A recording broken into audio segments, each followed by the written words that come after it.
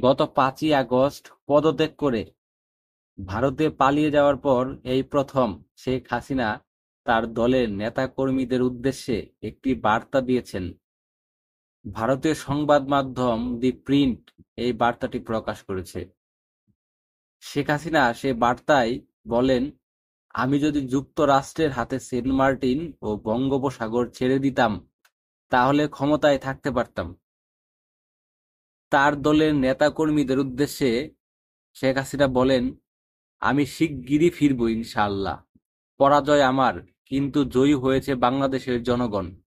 আমি নিজেকে সরিয়ে নিয়েছি। আপনাদের সমর্থন নিয়ে আমি এসেছিলাম। আপনারা ছিলেন আমার শক্তি।